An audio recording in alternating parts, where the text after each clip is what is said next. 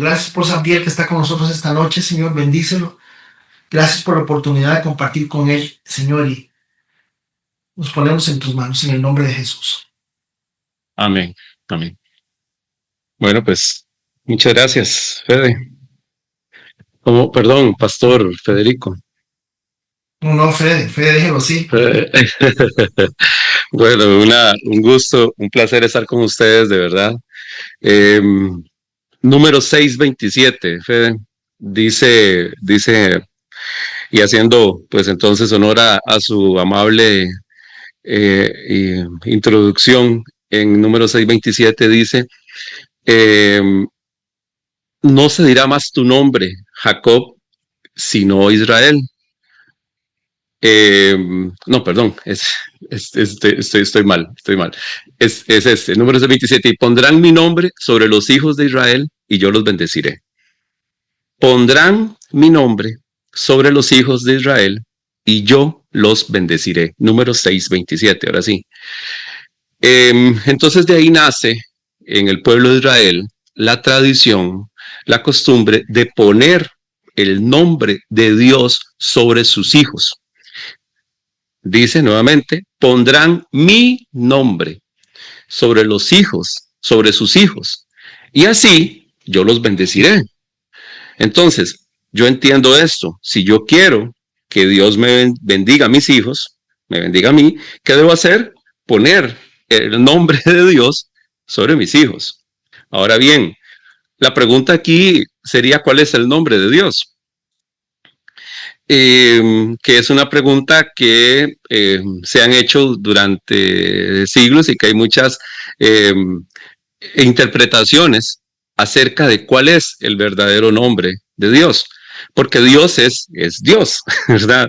No es el nombre que nosotros usamos para Dios se puede decir que es un nombre genérico, ¿verdad? Porque nosotros nada más que lo ponemos con una D mayúscula, pero hablamos del Dios Baal, el Dios Moloch. Entonces Dios, la palabra que nosotros usamos, pues obviamente es una palabra que viene del griego, que ahora usted mencionaba Teodoro, Theo, Dios, Dor es regalo, es don, es lo mismo que mi nombre es Abdiel, pero mi nombre es Abdiel es en hebreo. Yo soy hijo de pastores, soy evangélico de tercera generación, entonces soy criado amamantado en la iglesia, ¿verdad?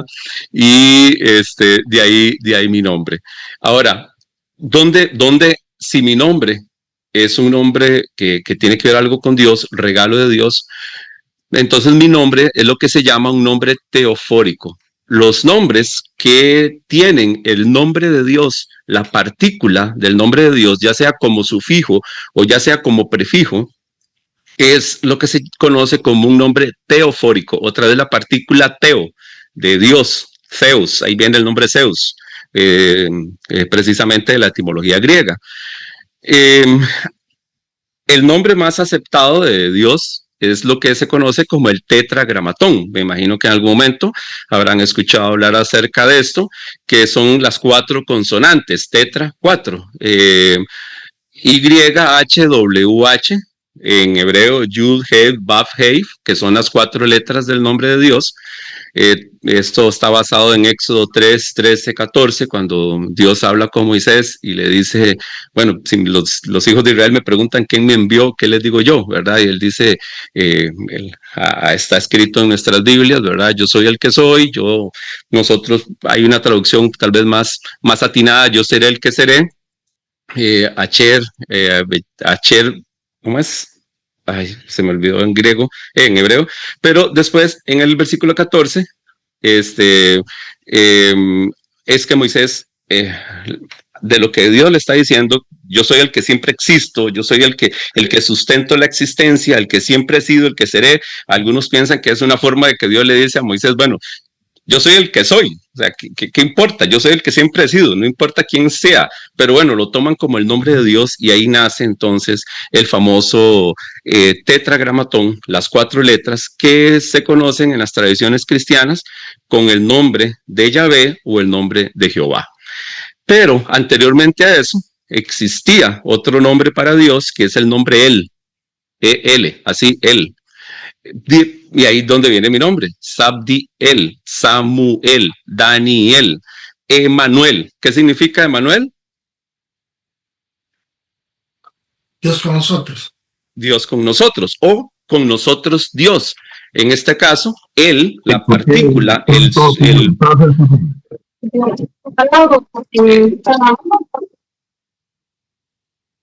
Ya lo silencié, perdón. gracias. El prefijo, el sufijo el de Emanuel es el nombre de Dios. Ese es el nombre más primitivo que aparecen en los manuscritos bíblicos del nombre de Dios. Él, de ahí deriva Elohim, Eloha, y deriva un nombre que ahora usted estaba por eso mencionando, que es el Dios, el nombre de Dios genérico para los musulmanes, que es precisamente Alá. De la misma raíz viene él, viene Elohim, viene Alá. Entonces todos estos nombres son nombres teofóricos que cumplen el mandamiento precisamente de número 627 de poner el nombre de Dios sobre sus hijos.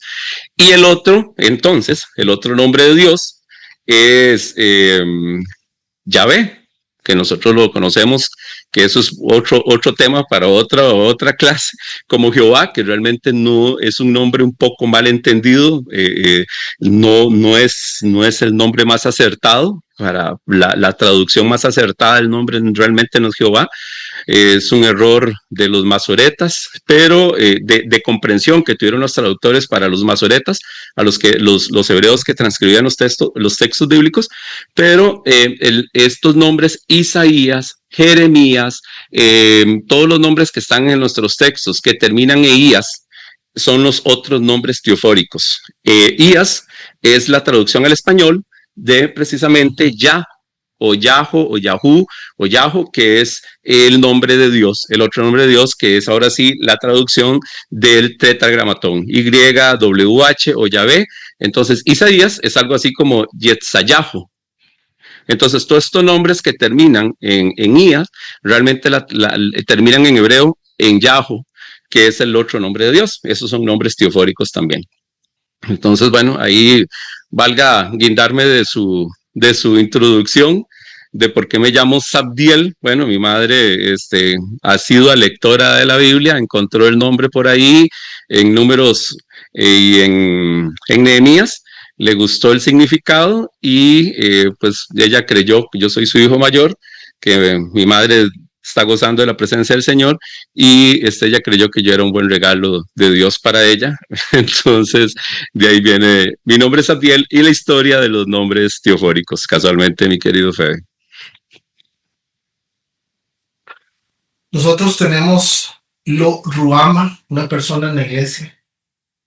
De verdad que hay nombres en la Biblia que uno dice que son bien particulares y yo siempre me hice la pregunta, ¿verdad? ¿Por qué ese nombre es Abdiel? Pero también uno sabe que los nombres de la Biblia tienden a ser, en algunos casos, tenemos un Magdiel, Sabdiel, Lo Ruama,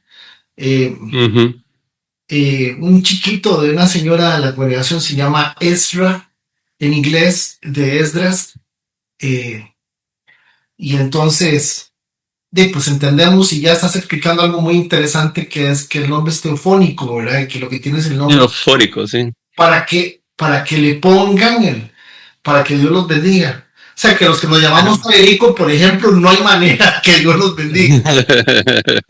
Sí, no sé si aquí habrá, dentro de los hermanos que nos están escuchando, pues habrá algún nombre teofórico, pero es fácil identificarlos porque, como te digo, tienen la terminación él o la partícula él. Elías es un nombre muy particular porque tiene el prefijo del nombre de él, de Dios, y termina el sufijo del nombre de Yahvé, esa terminación Ías. Entonces, tiene los dos nombres teofóricos en un solo nombre, el nombre de Elías. Ahora que vos mencionabas lo que está pasando en Medio Oriente, Netanyahu es la mejor forma que podemos saber de cómo pronunciar, cómo se acercaba la pronunciación del nombre de Dios, de Yahvé o de Jehová, el tetragramatón, porque Netanyahu, ese Yahu, Es esa misma terminación que tienen los nombres teofóricos de los profetas, que es lo mismo que decir Jonatán. Jonathan es precisamente Netanyahu al revés, es el mismo nombre, curiosamente. Entonces es un nombre que todos conocemos y nos puede dar más o menos ¿cómo se llama? Un panorama de cómo se podría pronunciar muy aproximadamente el nombre de Dios. O sea, yo creo que estos tiempos no podemos dejarlos pasar, como conversaba, como le decía a los hermanos ahorita, estábamos esperando que llegara ya a entrar los que más o menos siempre están. Somos 43 personas esta noche y un hermano me decía esta mañana, estamos a punto de empezar a ver cosas bien raras. Ya están pasando. Yo te expliqué que somos una congregación que trata de seguir la palabra verso a verso. No somos biblistas, nosotros no somos biblistas, nosotros no incurrimos en aquellas cosas en las cuales yo crecí, donde le decían a uno, sí, pero si Dios es omnipotente y puede hacer una piedra más grande que él no pueda levantar, no es omnipotente, y aquellos enredos que se le hacían a uno en la cabeza pavoroso. Pero sí creo que entender la obra del Espíritu Santo, casi que en medio de la introducción que estás haciendo, de cómo el designio de Dios está claro sobre la vida de las personas y cómo Dios del principio les dice, esto es un orden que va a llevar las cosas, y así viene dando. El tema no busca ser escatológico, pero sí busco que si mi hermana Miriam se va con el Señor hoy en la noche, que no digan que no le dijimos que el Espíritu Santo tiene que funcionar en nuestra vida de otra manera y no muy parecido a lo que él está pasando. Por eso es que te rogamos que pues estuvieras con nosotros esta noche. Muchas gracias. Bueno, aquí Fede, están escribiendo unas personas en el chat, la hermana Berly Patricia. Si quieren, si pueden, si les es posible ver el chat, ella dice, hola, mi hijo se llama así, Elías, y dice, qué lindo, dice, es un adolescente que yo siento que Dios lo usa mucho, amén. Y bueno, ahí en hebreo sería algo así, la pronunciación o la escritura del nombre como Eliyahu. Entonces, él es la partícula de mi nombre, es Abdiel, ¿verdad? Y es un posesivo en hebreo, y Yahu, que ya decíamos que es el nombre Yahvé de Dios. Entonces, más o menos va a significar algo así como mi Dios es Yahvé o Yahvé es mi Dios. Cualquiera de las dos formas es lo que significa el nombre de Elías. Entonces, pues esos son los que se llaman nombres teofóricos, que es diferente, igual como la hermana está poniendo, la Cris, de los hijos, que hay nombres bíblicos con nombres con significados muy importantes, no necesariamente son nombres teofóricos. Hay nombres teofóricos que no son bonitos. Entonces, digamos, si alguien se llama Aníbal es un nombre teofórico, nada más que el nombre del dios es Baal en este caso. Es un vestigio de nombres muy primitivos y es un nombre que está dedicado en su raíz a Baal. Entonces, Aníbal y el otro, Asdrúbal, son nombres teofóricos también, pero en este caso dedicados a la deidad que nosotros vemos en el Antiguo Testamento, que es Baal, curiosamente. Ok, bueno, entonces era como la parte curiosa, aprovechando la introducción que hizo nuestro amado Fede, que son los temas que podemos aprender mucho cuando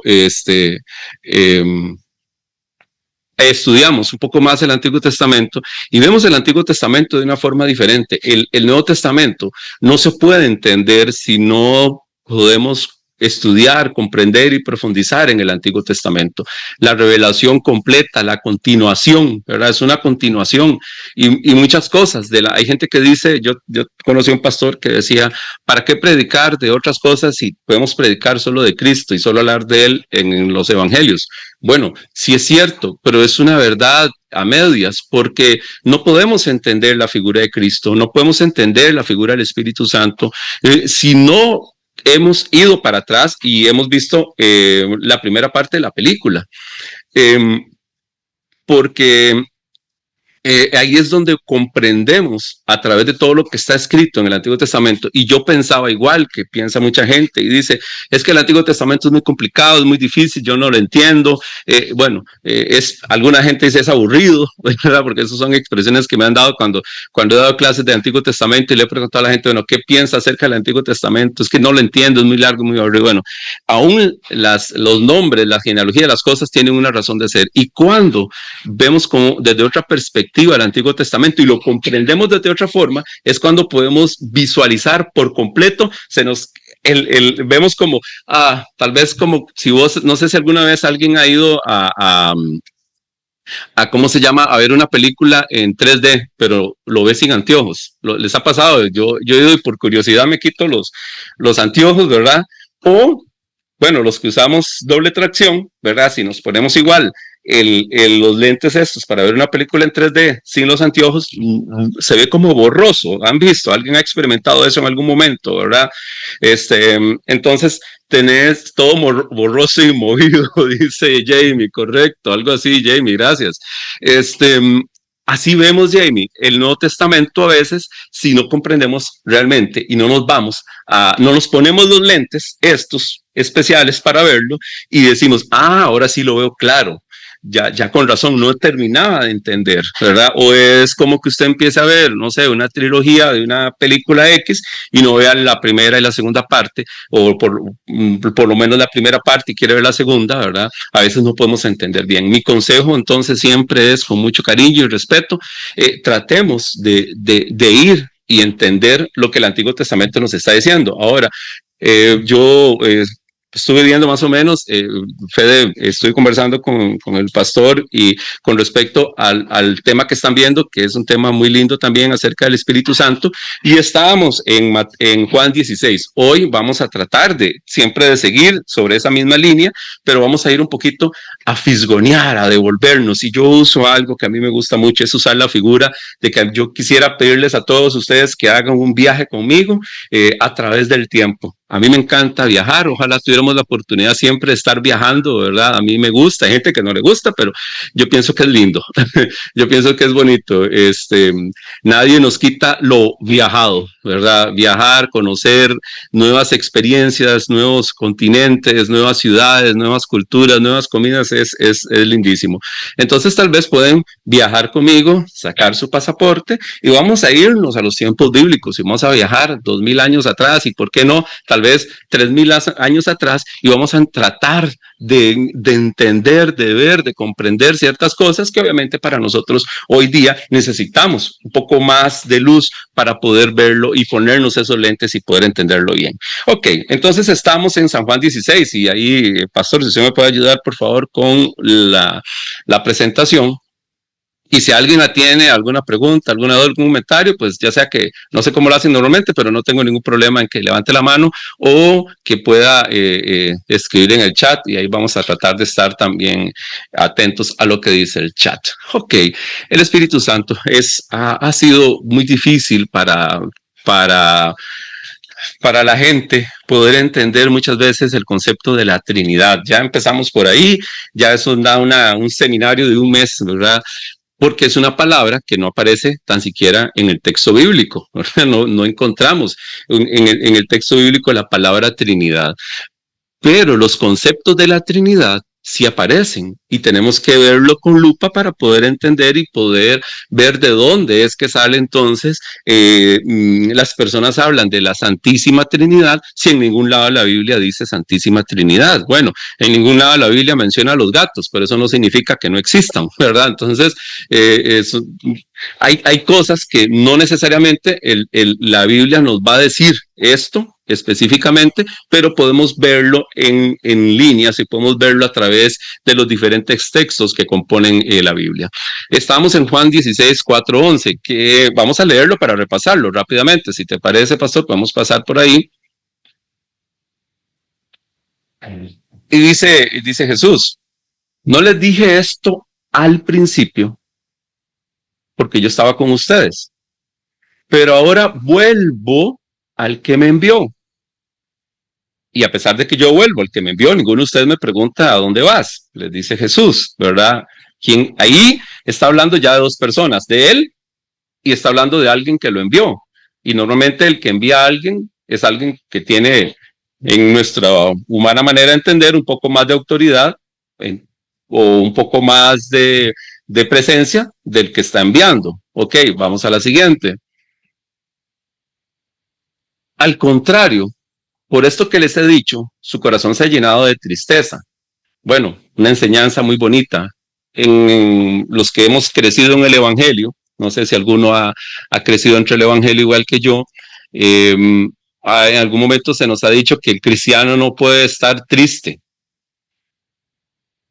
¿Y por qué no? O sea, ¿por qué no puedo estar triste? y Jesús les dice, su corazón se ha llenado de tristeza.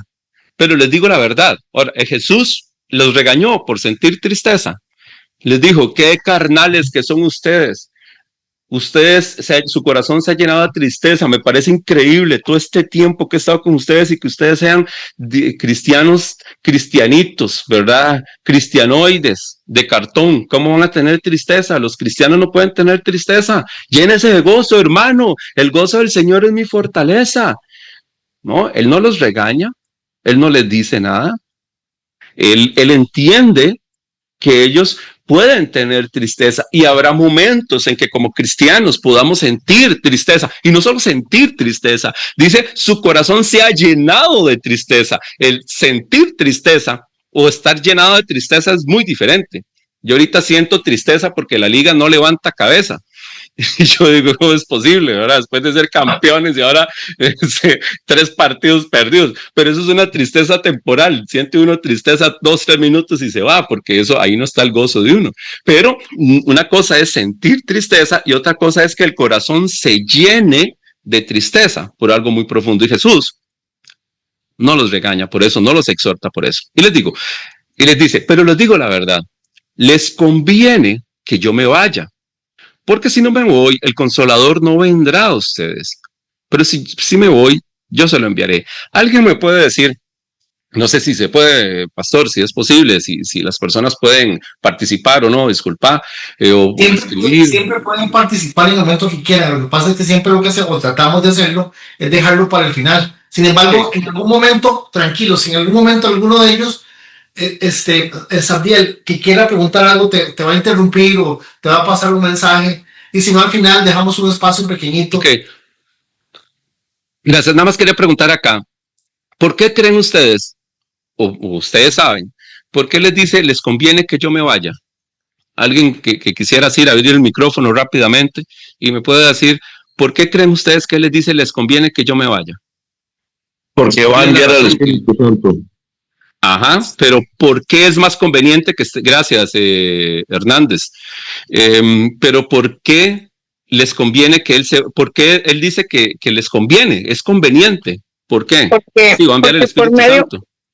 Por medio de él tenemos la salvación, de lo contrario no la tuviéramos. Gracias, Olguita. Por medio de él tenemos la salvación. Puede ser una buena justificación. Rodríguez y Hernández, excelente, 2 apellidos terminados en EZ. ¿Quién más me puede decir algo? Disculpe, otra persona. Dígame. Yo diría de forma jocosa, porque lo mejor está por venir. Lo mejor está por venir, ok, también se vale. Marianela. El que nos va a guiar a toda verdad. ¿Perdón? Nos va a guiar a toda verdad. Nos va a guiar a toda verdad. Ok, todo eso está bien, pero hay un elemento más profundo en esto, amados. Él dice, les conviene que yo me vaya. ¿Por qué? Porque si en este tiempo estuviéramos acá y estuviera Jesús aquí entre nosotros, ¿qué tiene que hacer usted entonces porque Él va a estar con nosotros, por ahí va el asunto. ¿Qué tiene que hacer usted para escuchar y estar con Jesús? Si Jesús estuviera aquí, Jesús hoy está en Guanacaste predicando. Se fue allá porque acuerde que él era pescador, ¿verdad? Le gustaba todos esos sectores, ¿verdad? Él era pescador, no, él andaba con pescadores, perdón. Entonces, si él anduviera por allá, en ese lado, ¿qué tendría que hacer usted para escuchar a Jesús? Si fuera el tiempo ahorita. Ir hasta Guanacaste. Ir hasta Guanacaste, gracias Jamie, ir hasta Guanacaste. Pero, ¿cuál es la diferencia? Ahora sí, ¿verdad, Maribel? ¿Cuál es la diferencia con el Espíritu Santo? ¿Tenemos que ir hasta Guanacaste para que el Espíritu Santo esté con nosotros?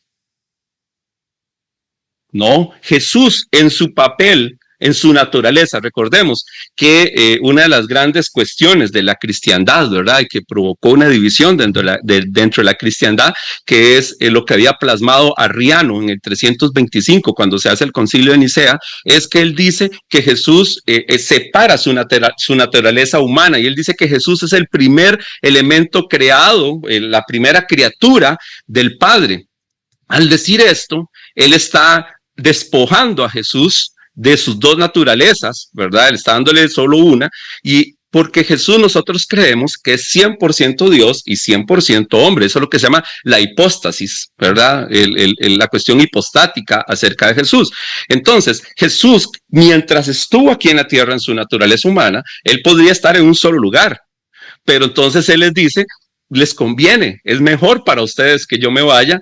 ¿Por qué? Porque primero va a venir, hay una conveniencia para nosotros, va a venir el Espíritu Santo, y ahora sí, el Espíritu Santo puede estar con todos ustedes, en todo lugar, en todo momento, no importa donde vos estés, no importa donde te encontres, no importa que estés allá metido en un cuarto solo, en una bodega llorando, no importa que estés allá en Guanacaste en la playa, no importa que estés en una ciudad, no importa que un lugar donde estés, si vos clamás al Espíritu Santo, el Espíritu Santo va a estar ahí con vos, porque el Espíritu Santo es el consolador. Y ustedes ya, el pastor habló con ustedes acerca de la figura precisamente del Paracletos la semana pasada. Entonces, él va a estar ahí. A mí me encanta esa palabra consolador, el ayudador, el que está cerca de nosotros. Y él puede estar en cualquier lugar. Y entonces, esa es una de las diferencias o una de las ventajas, por eso lo utiliza esa palabra, les conviene, es conveniente, es mejor para ustedes que yo me vaya. Entonces, porque si no me voy, el Consolador no vendrá a ustedes.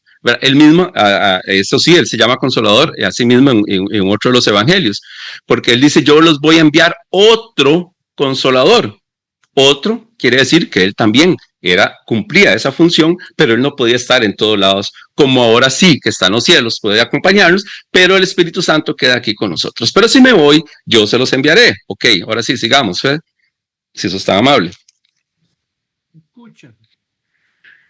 Y dice, y cuando él venga, ahora sí, convencerá al mundo de pecado, de justicia y de juicio. Ok, entonces ahora sí, si nos devolvemos un poquito al anterior, por favor. Aquí hay algo que es interesantísimo. Dice, yo se lo enviaré. Nada más como una pequeña cápsula muy rápida, porque ya gastamos un poco de tiempo al inicio. Para los que les gusta la historia y ustedes que son estudiosos de la palabra, hay una cuestión que se llama, no sé si han escuchado en algún momento, ya les hablé del concilio de Nicea en el 325, que es la cláusula filioque o filioque, dicen algunos. La cláusula filioque o filioque es lo que provocó la separación de la primera separación de la iglesia, precisamente fue más o menos en el siglo V, consecuencia de todo esto de que les estaba hablando. Hay unas iglesias en Siria y en todos estos lugares ahorita que precisamente siguen este tipo de creencias, y los testigos de Jehová aquí son los mejores herederos de la doctrina arriana. Por eso ellos no pueden ser considerados evangélicos ni pueden ser considerados cristianos, porque van en contra de los principios cristianos al despojar a Jesús de su divinidad. Que mucha gente ahorita que está pasando todo este asunto con el Islam también, casualmente, hay mucha gente de izquierda y gente que se identifica como progresista, que defienden, y no estoy diciendo que yo no estoy tomando partido, estoy diciendo nada más que defienden el Islam como una religión que paz y todo este asunto, que Islam significa sumisión a Dios y que es la religión de paz y que el ayatollah, que taca, pero religiosamente, no metiéndonos en política, el asunto con el Islam es que también que el ayatollah había dado un mensaje en diciembre de Navidad y todo el tema. Ellos consideran a Jesús un profeta, totalmente de acuerdo, a Isa, que dicen ellos, pero ellos igual no creen que Jesús sea divino. Entonces no podemos decir que nosotros tenemos mucho en común con ellos, porque en el momento que despoja de la divinidad a Jesús, lo está haciendo como, sí, es un profeta que, como dice la gente, en la nueva era, Jesús, el gran maestro, que habló un mensaje de amor y paz, pero no lo ven como salvación, no lo ven como una vida de salvación, que ahora alguien mencionaba la salvación por ahí. Entonces, al despojar a Jesús y ellos le dan una preponderancia a Mahoma sobre Jesús, entonces no podemos decir que podemos tener un ecumenismo con ellos, porque la parte más importante de nuestra creencia es creer que Jesús también es Dios. Y si no creemos que Jesús es Dios, si no lo vemos como Dios, entonces, como dice Pablo, comamos y bebamos que mañana moriremos. Ok, entonces Jesús aquí dice algo muy importante, es yo se lo enviaré, dice en este versículo. Pero anteriormente, que me imagino que ustedes ya lo vieron, en Juan 15, que ustedes tienen la Biblia ahí a mano, Juan 15, 26, dice el 15, 26, antitos de estos versículos, pero cuando venga el Consolador, a quien yo os enviaré del Padre, el Espíritu de verdad, el cual procede del Padre. Entonces, estos dos versículos, aunque ustedes no lo crean, causaron un enorme conflicto entre la iglesia, al unir el versículo 15-26, que dice que el Espíritu Santo procede del Padre, y aquí dice, yo le voy a enviar el Espíritu Santo, dice Jesús. Entonces, en el credo, en el que se llama el credo niceno, el credo apostólico, cuando se habla del Espíritu Santo dice que procede del Padre. Pero posteriormente, las iglesias orientales, las iglesias que no sé si han visto ahorita, las iglesias ortodoxas en Rusia, Ucrania, Bulgaria, Grecia, todos estos países que se llaman orientales, de Europa Oriental, las iglesias más fuertes ahí son las iglesias ortodoxas, cristianas ortodoxas, que son estos señores que tienen barba, que visten de negro, ¿verdad? Que tienen ¿cómo se llama? El líder, el patriarca, un patriarca. Entonces ellos se separan en el 1054 con la comunión de la iglesia, simple y sencillamente porque la iglesia, y es lo que nosotros creemos, porque nosotros de una u otra manera, el evangelicalismo, el protestantismo nace en 1517 dentro del seno de la iglesia católica, entonces no dentro del seno de la iglesia ortodoxa. Entonces somos más comunes en nuestra doctrina, en nuestra teología, en algunas cosas, con las doctrinas básicas del cristianismo, que las doctrinas básicas del cristianismo sí estamos totalmente de acuerdo, en la Trinidad, en Jesús como Dios, en la salvación, en muchas cosas estamos totalmente de acuerdo. Entonces, en 1054 la iglesia ortodoxa se separa y porque la iglesia latina, la iglesia occidental, de la cual nosotros somos parientes, hijos relacionados, añade al credo esta cláusula filioque, que es filio, hijo, que el Espíritu Santo desciende del Padre, que es lo que dice 15:26, y de acuerdo a Juan 7:7, y del Hijo, que es lo que estamos viendo ahorita. Yo me voy, yo se lo voy a enviar. Entonces las iglesias de habla griega, que ya hay una serie de asuntos políticos de fondo, asuntos incluso de poder, quién tiene que tener la primacía en la iglesia. Entonces todas las iglesias de habla griega ven esto como una herejía, y en 1054 se da el cisma de la iglesia. No sé si han escuchado hablar de esto. Y entonces la iglesia de Oriente, la iglesia de habla griega, se separa totalmente de la iglesia de habla latín, de la iglesia de Occidente. Y aunque ustedes no lo crean, obviamente habían muchas cosas políticas y muchos otros temas de fondo, pero el corolario de todo, la cereza en el pastel, es este versículo que estamos viendo.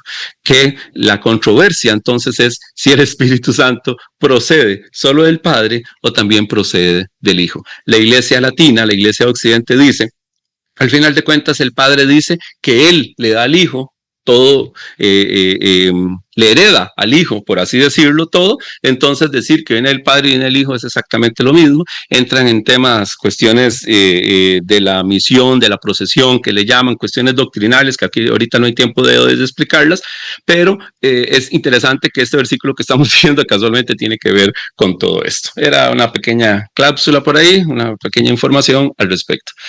Ok, sigamos entonces, pastor, por favor. Ok, sigamos, por favor. Bueno, y de pecado por cuanto no creen en mí, de justicia por cuanto voy al Padre y ya no me verán más, dice Jesús. Ok, sigamos, por favor. Ok, vamos a ver así rápidamente algunas definiciones, que yo estoy seguro que ustedes las conocen, ustedes las saben, pero el mejor método de aprendizaje es la repetición, ¿ok? Siempre cuando uno va a aprender algo, siempre, cuando uno aprende inglés, ¿verdad? Hola, hello, ¿verdad? Uno cuando está más joven, ¿verdad? Empiezan a darle las primeras clases en inglés. El mejor método siempre es la repetición. Estoy seguro que ustedes saben algunas cosas de estas, pero no importa. Vamos a repasar. El espíritu, bueno, es una palabra que viene de neuma, del griego neuma. Estamos hablando del griego, estamos hablando del hebreo. Ustedes saben muy bien que el griego es el lenguaje, la lengua del Nuevo Testamento. Algunas palabras en hebreo, en arameo, como talitakumi, por ejemplo, ¿verdad? Eli, Eli, que dijo Jesús en la cruz. Bueno, esas son palabras en arameo. Y el Antiguo Testamento se escribe en hebreo primordialmente, y algunas leves palabras también en arameo. Recordemos que el arameo era el lenguaje que hablaba Jesús, muy probablemente, el lenguaje cotidiano, normal, el arameo, un lenguaje que ellos aprenden en Babilonia en el 586, cuando son llevados al exilio, desde el año 586 antes de Cristo, ellos, el hebreo, prácticamente desaparece de su habla común y el hebreo solo queda para como un lenguaje sagrado, un lenguaje que está en los textos bíblicos, pero la forma de comunicarse unos a otros es el arameo. Ok, por eso es común a las últimas partes del Antiguo Testamento y algunas partes del Nuevo Testamento. Pero la lengua franca en su momento, el inglés de su tiempo, del tiempo de Jesús, era el griego. Esto porque después de Babilonia, recordemos, vino el imperio persa. Casualmente, el imperio persa, los iraníes no son árabes, son persas. Recordemos que árabe es una etnia y el Islam es la religión de la mayoría de los árabes. Una persona puede ser musulmán, pero no ser árabe, y una persona puede ser árabe y no ser musulmán.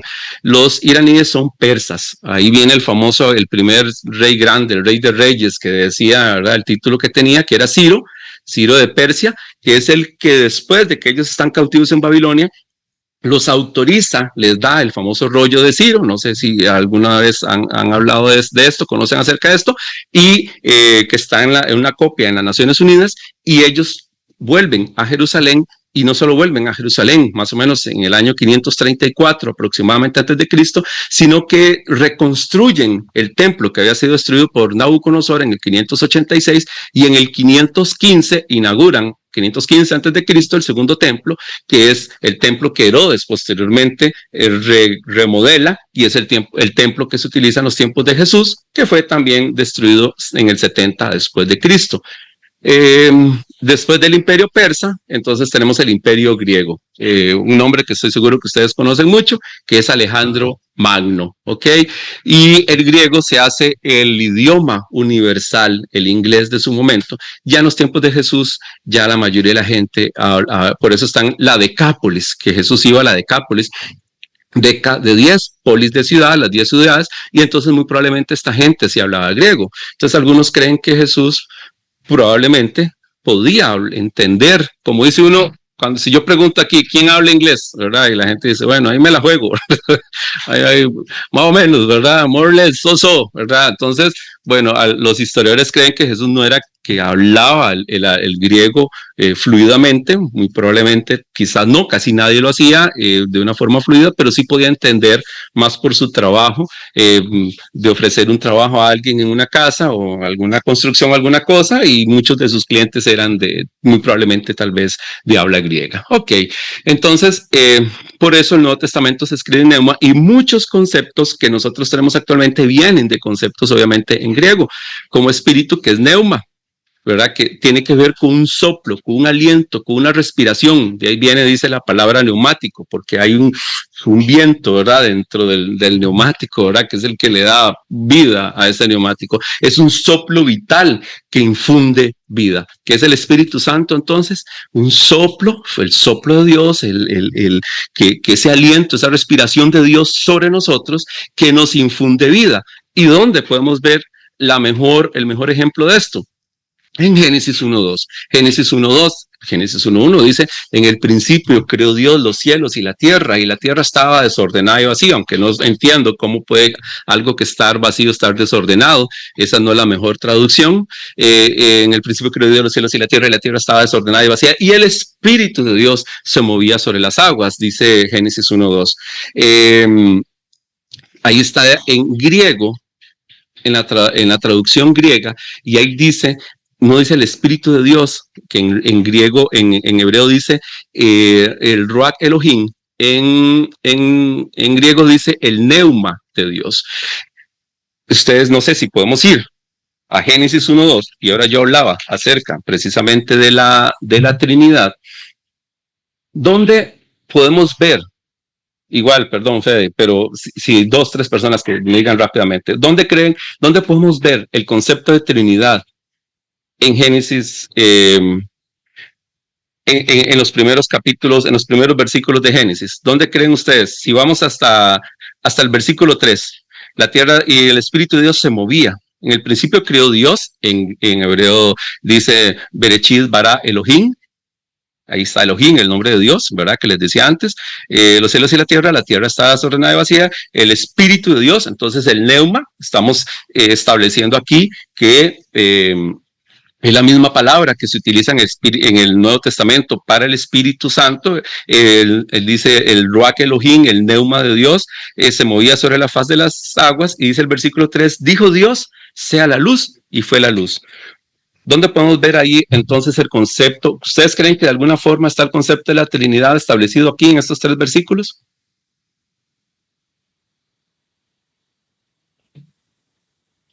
Ok.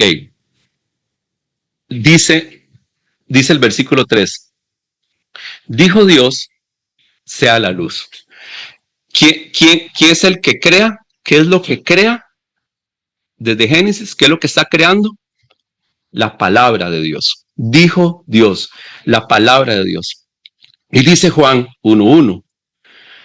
En el principio era el verbo, era la palabra. Y la palabra, el verbo, era Dios. ¿Se acuerdan de Juan 1.1? Juan 1.1 es una manera, es una forma en que el apóstol Juan está recontando el inicio de la creación de una forma diferente, para un público diferente, para una época diferente, para un momento diferente y un idioma diferente también, obviamente. Entonces dice Juan 1, en el principio era el verbo era con Dios, el verbo estaba Dios y el verbo era Dios. ¿Qué es, de acuerdo a Juan 1, quién es ese verbo? ¿Qué es lo que Juan está tratando de establecer? Que ese verbo, esa palabra, es Jesús, ¿cierto? Ok, ¿y sobre qué crea Dios? ¿Con qué crea Dios? Con la palabra. Y dijo Dios. Sí y no, ya explico, Paula. Sí y no, pero bueno, entonces Él crea. La forma más fácil para mí de poder verlo es precisamente esta forma de actuar. Aquí no hay otra manera de verlo. En el principio creó Dios, Dios Padre, el Espíritu se movía sobre las aguas, y en el versículo 3 vemos a la palabra creando. ¿Y quién es la palabra? Jesús. Entonces aquí podemos ver a las 3 personas de la Trinidad, para mí muy claro, actuando y haciendo desde el inicio.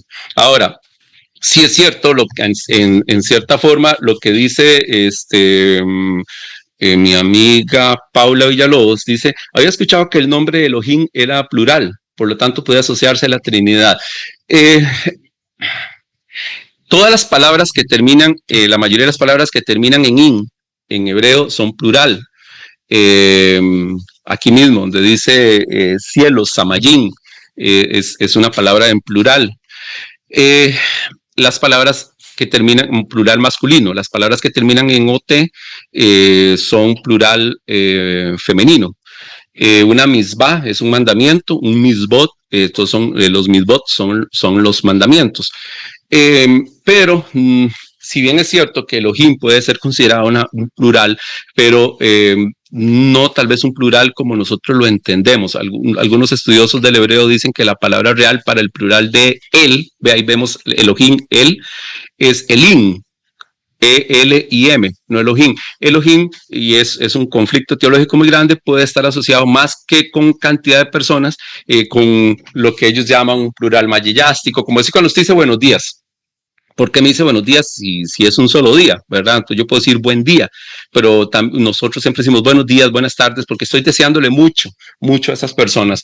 Entonces, algo así relacionado puede ser la palabra Elohim. En algunos textos de la Biblia sí aparece como un plural cuando habla de los dioses, los Elohim de los pueblos, pero sí es un concepto que no todos los teólogos aceptan como un plural, como nosotros lo entendemos de 1, 2 y 3. Algunos dicen que también la palabra hagamos al hombre, es un concepto, una palabra trinitaria, mas también no todos los estudiosos están de acuerdo, pero aquí es la forma más clara y más fácil en que nosotros podemos verlo. Ok, ¿y dónde más podemos ver entonces? Con mucho gusto, gracias a usted por la pregunta. ¿Dónde más podemos ver entonces ese neuma de Dios actuando, que para mí es lindísimo? Si ustedes van al 1.27, si la memoria no me falla, ahí mismo de Génesis, dice el 1.27, creó Dios, bueno, a su imagen, el versículo donde dice que Dios nos creó y sopló sobre nosotros el aliento, ¿verdad? Entonces creo que es el 2, deme un segundo porque no lo tenía aquí dentro del... que dice que bueno, aquí está. Le haré ayuda idónea. Ok.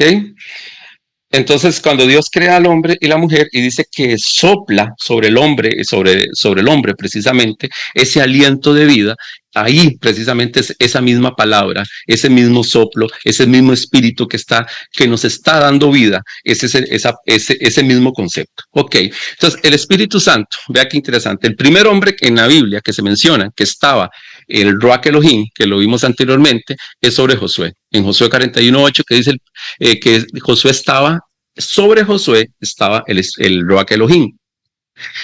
En Éxodo 31:3 hay una persona que se llama Bezaleel, vea qué interesante el nombre, que significa bajo la sombra o protección de Dios. Ningún nombre en la Biblia es casualidad, tiene un significado.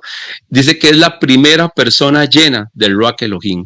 Una cosa es que el Ruach Elohim esté sobre la persona, otra cosa es que la persona esté llena del Ruach Elohim. Ok, establece una diferencia. Y esta persona Bezaleel fue la persona que construyó el tabernáculo para la presencia de Dios. Y en Números 24:2, el Balán es el primer no israelita sobre el cual vino el Ruach Elohim. Entonces vemos una persona que no es israelita, vemos una persona llena y una persona sobre la cual estaba el Ruach Elohim. En los libros de Jueces o Reyes, que estoy seguro que ustedes conocen las historias de ellos, cuando habla acerca de que sobre Sansón se revistió o vino el Espíritu Santo, el Espíritu de Dios, que es muchas formas de decirlo, el Espíritu nada más, ahí está hablando de un concepto de revestir o que vino sobre. Ahí habla no tanto el Ruach Elohim, sino la palabra en hebreo es el Ruach de Yahvé. ¿Okay? ¿Para qué? Para liberar y para dar autoridad. Esa persona se convertía entonces en el ungido del Señor en hebreo, el ungido, el Mesías. Cuando, en la traducción al griego, ¿qué es un ungido del Señor? Un Christos, Kyrio, un Christos. Entonces, por eso, cuando Jesús es el Cristo, Jesús que es un título, no es el nombre de él, aunque después posteriormente pasó Jesucristo. Cristo es el título de él, Cristo es el Mesías, es el ungido. ¿Ok? Entonces ahí podemos entender más la relación que tiene el concepto de Cristo con los conceptos que se vienen manejando desde el Antiguo Testamento, que nosotros a veces lo vemos como separados. Una cosa es el Antiguo Testamento y otra cosa es lo que nos enseña el Nuevo Testamento. No, esa figura de ese Cristo se viene preconfigurando desde que el Espíritu Santo revestía a los jueces, o revestía a los profetas, o ungía a los reyes, ungía a los sacerdotes. ¿Para qué? Para liberar, para dar autoridad. Esos eran Cristos. Ok, pasemos, porfa, a la próxima. Y este concepto viene, creo que venía en una de las filminas anteriores. Eso que están viendo ahí es la Septuaginta. Podemos pasar, no importa. ¿Qué es la Septuaginta?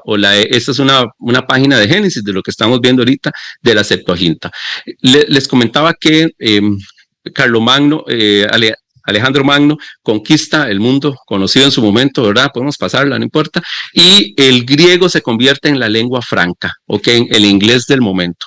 Cuando Alejandro Magno muere, el imperio de él se divide entre 4 de sus generales y los teodocos, y Ptolomeo, que era uno de los generales de él, queda con la zona de Egipto. En Siria queda Seleuco, que ahí vienen los Seleucidas.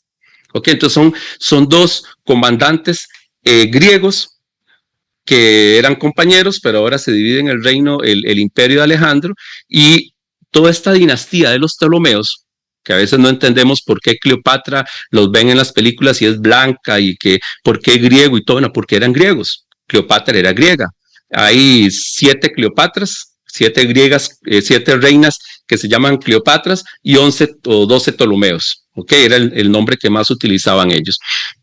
Pero ya no eran egipcios étnicos, sino que eran griegos.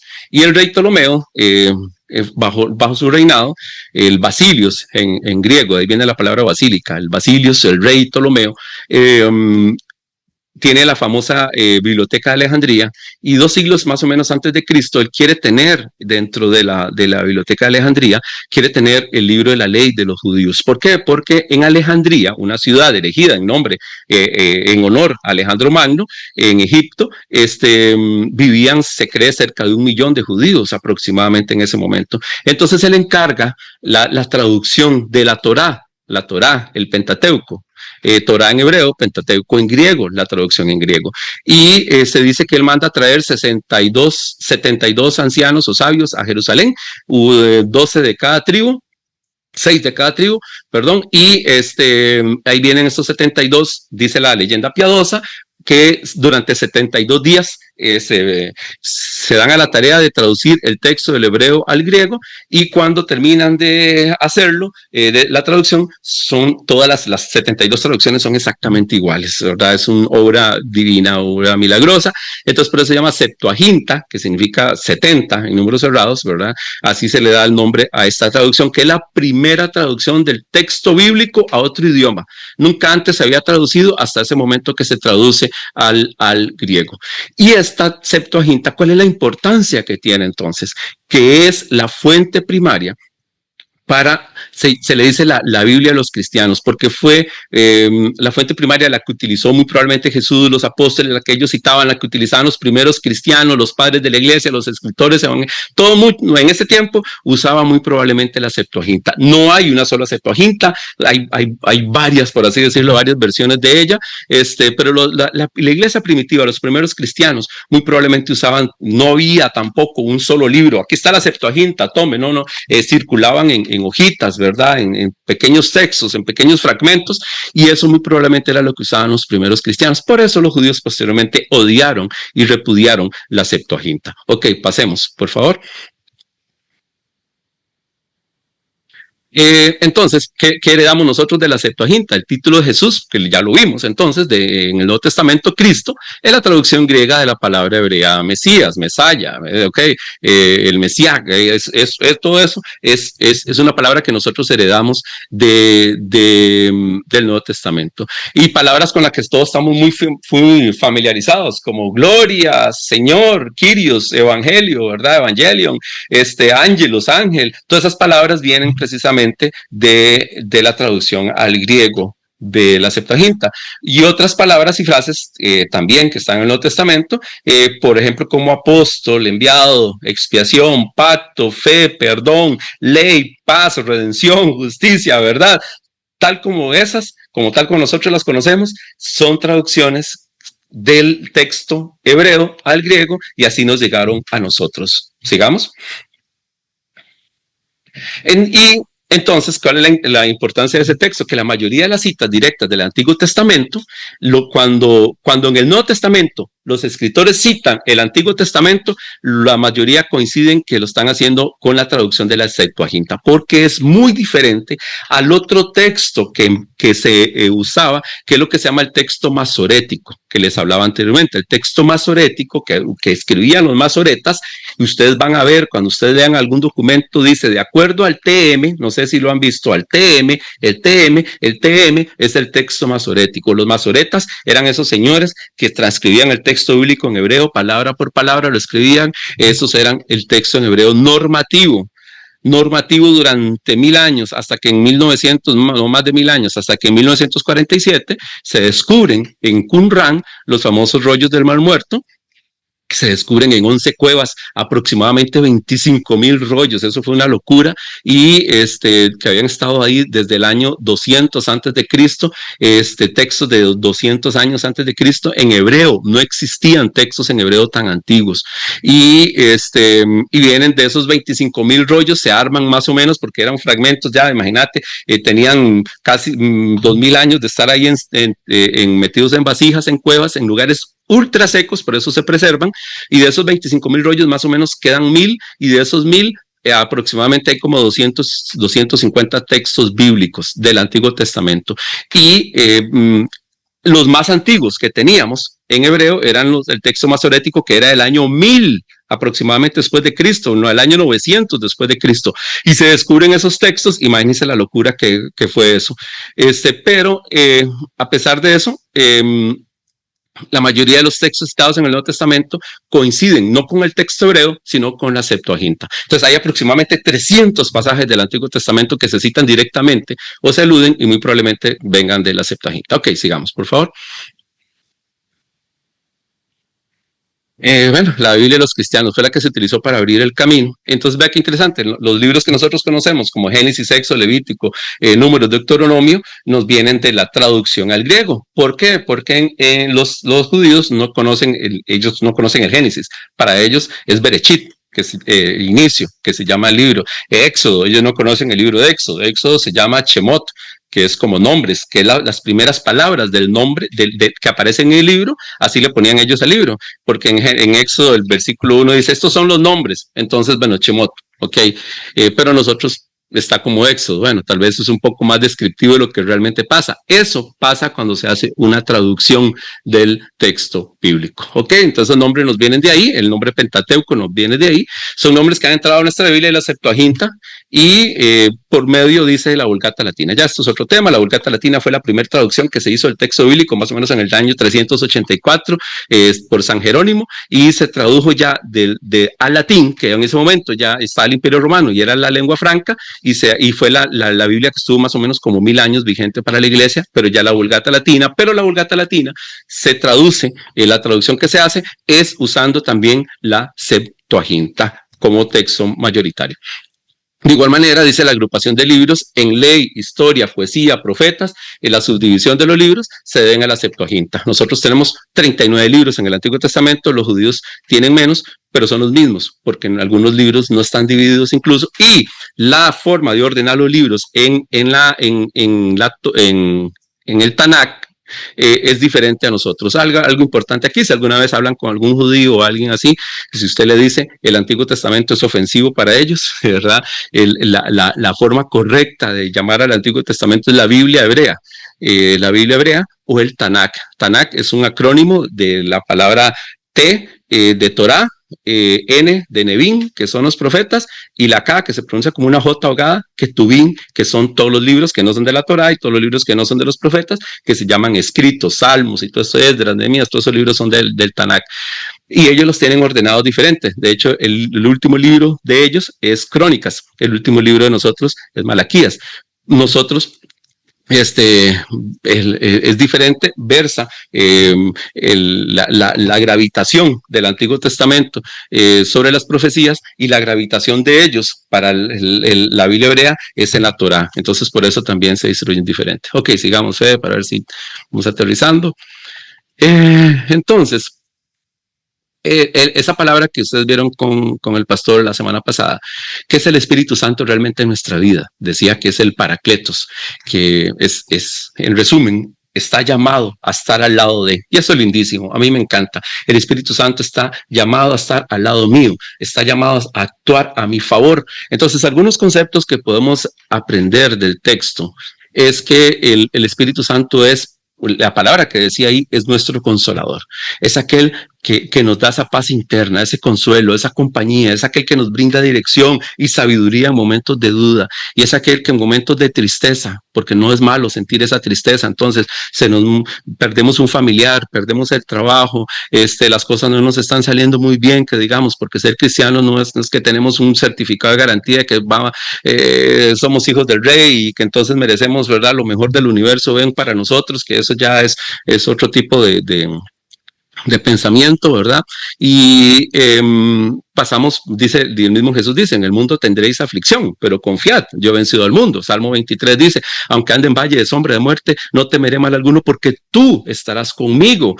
Me encanta pensar que ese tú estarás conmigo, es ese consolador, ese que nos da en esos momentos. Necesitamos, no, el Espíritu Santo, habla en lenguas, no, hay momentos que necesitamos esa, ¿verdad? En esa soledad, en esa cercanía con Dios, en ese lugar de intimidad con Dios, donde estamos hablando, donde no hay nadie más, donde nadie más nos escucha, donde nadie somos solo Él y yo nada más. Y ahí es donde yo necesito de ese consolador, donde necesito de esa compañía, de sentir que alguien está ahí cerca mío. Eso también es el Espíritu Santo, no solo es poder, ¿verdad? Que a reglón seguido dice que también es la palabra paracletos incluye ayudador, fortalecedor, es una fuente de energía que nos da la capacidad de cumplir la misión como cristianos. Usted y yo tenemos una misión en este mundo, tenemos un papel que hacerla, tenemos algo que Dios ha puesto en nuestro corazón de forma diferente que cada uno tiene que hacer, y por eso estamos aquí. No estamos aquí nada más para robar aire, no estamos aquí nada más para el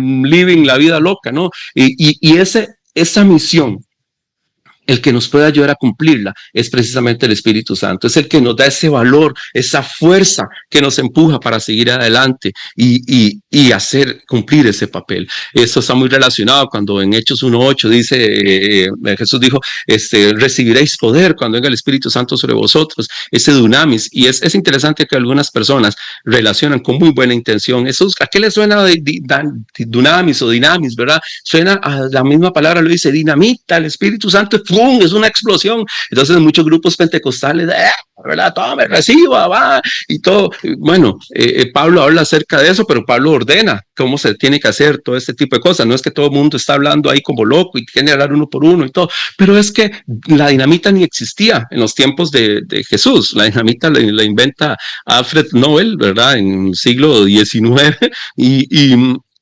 y él usa esa palabra, pero bueno, sí podemos relacionarla, hacer alguna alegoría, pero no se estaba pensando en eso en ese momento porque no existía ese concepto. Entonces es un poco anacrónico hablar de eso. Es nuestro abogado defensor, que es lo que decía el pastor la semana pasada, nos representa, nos defiende, pero nos defiende ante hay persecuciones y aflicciones, era muy probablemente lo que decía, nos representa y nos justifica ante el Padre. Y no puse esto, perdón el pachuquismo, no puse esto por varas, ruega por nosotros, porque el ruega por nosotros es una expresión que tiene mucho sentido y la mayoría sabe de lo que estoy hablando. El que ruega por nosotros es el Espíritu Santo, esa es la función de Él, ese es el papel de Él, es por nuestra causa, rogar por nuestra causa. Entonces cuando entendemos ese papel de diferentes maneras, ese consolador, ese ayudador, ese fortalecedor, ese abogado defensor, podemos estar seguros, confiados en momentos difíciles de nuestra vida de quién es el que tenemos a nuestro lado. Ese dunamis, que es ese poder, esa fuerza, esa capacidad, esa habilidad, pero esa potencia para llegar a ser lo que no soy ahorita, ¿verdad? Que está muy relacionado con la fe. Fe es llamar a las cosas que no son como si fuesen. El Espíritu Santo nos lleva a ser, a poner la fe en práctica en nuestra vida, y todavía tal vez no somos el cristiano que queremos ser, porque la misma Biblia dice que vamos como la luz de la aurora, ¿verdad? Hasta que el día es perfecto, alcanzar la estatura, el varón perfecto. Bueno, ¿quién nos ayuda a alcanzar esa estatura, el varón perfecto? El Espíritu Santo en nuestra vida, con esa fuerza, con ese poder, con esa habilidad, para que lleguemos a ser lo que Dios quiere que nosotros seamos, el potencial que nosotros vemos, que Dios ve en cada uno de nosotros. Ok, sigamos, por favor, pastor. Entonces, es esa capacidad divina o ese poder inherente que el Espíritu Santo otorga a los creyentes para cumplir propósitos sobrenaturales. ¿Se acuerda cuando les hablé entonces de los jueces? Los jueces se levantaban en un momento determinado, en un momento de aflicción, el Espíritu Santo venía sobre ellos para cumplir esos propósitos sobrenaturales, liberar al pueblo de Israel de la opresión. Ahora nosotros, el Espíritu Santo no viene en ciertos momentos, ya está, ya habita en nosotros, como dice ahí Berly Patricia, que tenemos a Dios dentro de nosotros, tenemos al Espíritu Santo cerca de nosotros, es dentro de nosotros, entonces podemos cumplir esos propósitos naturales con los cuales Dios investía a ciertos hombres del Antiguo Testamento para hacer proezas, para hacer epopeyas, ¿verdad? Como las que vemos en el libro de Jueces. Es una fuerza entonces que transforma al creyente, es esa persona de la Trinidad, ¿verdad? Porque en el judaísmo el Espíritu es una fuerza, es una emanación de Dios, ellos no lo ven como una persona, pero es esa poder, esa fuerza, esa persona de la Trinidad que transforma nuestra vida, dándonos la habilidad, el valor necesarios para ser testigos de Dios. Y el mundo necesita muchos testigos. El mundo necesita que brillemos. Dice Filipenses 2:13, brillen como estrellas en medio de este mundo lleno de oscuridad, ¿verdad? Y eso es lo que Dios quiere de nosotros, que brillemos en medio de este mundo lleno de oscuridad. Y esa es la fuerza que nos da el Espíritu Santo para hacerlo. Y es el que nos da poder en la debilidad, dice 2 Corintios 12:9, que dice, mi poder se perfecciona en la debilidad humana. ¿Alguna vez usted se ha sentido, es que yo no puedo hablar a las personas de Dios en el trabajo, yo no puedo predicar, yo no puedo enseñar porque yo no soy merecedor, yo no soy, yo soy indigno de eso, ¿verdad? Bueno, sí es cierto. Usted es indigno, yo soy indigno, todos somos indignos al final de cuentas, pero es esa gracia de Dios sobre nosotros, ¿verdad? Que nos permite que en medio de nuestras debilidades humanas ese poder actúe, porque en el momento que usted piense que usted va a hablar, que usted va a decir que usted lo va a hacer usted, ya empezó mal, estamos mal. Y el momento que Fede me dijo que si podía compartir, yo dije, Espíritu Santo, ayúdame, que no sea yo el que hable. Uno puede tener mucho conocimiento y hablar mucho, pero por eso dice la Biblia también, ¿verdad? A veces son palabras vacías. Entonces el Espíritu Santo nos da ese poder en medio de la debilidad. ¿Para qué? ¿Qué es lo que hacía el Espíritu Santo entonces? Con los jueces les daba poder para liberar al pueblo de la opresión. Estamos pasando por alguna opresión, por algún momento de dificultad. Bueno, tenemos el poder del Espíritu Santo que nos va a liberar. ¿Y qué es lo que hacía el Espíritu Santo con los reyes? ¿Para qué eran ungidos? ¿Para qué eran Cristos? Para darles autoridad, para hacer una misión. Y nosotros tenemos esa autoridad entonces también para poder hacer las cosas. No viéndolo desde la perspectiva, ¿verdad? Esoterista de un evangelio de la prosperidad ni nada, sino viéndole la perspectiva cristiana de lo que hace el Espíritu Santo dentro de nosotros. Y lo que decía en el versículo de Éxodo 31, que es muy interesante, que fue la primera persona llena del Espíritu Santo, y se lo voy a leer, dice Éxodo 31:3, y lo llenó, y lo ha llenado del Espíritu de Dios, el Ruach Elohim, en sabiduría, en inteligencia, en ciencia y en arte.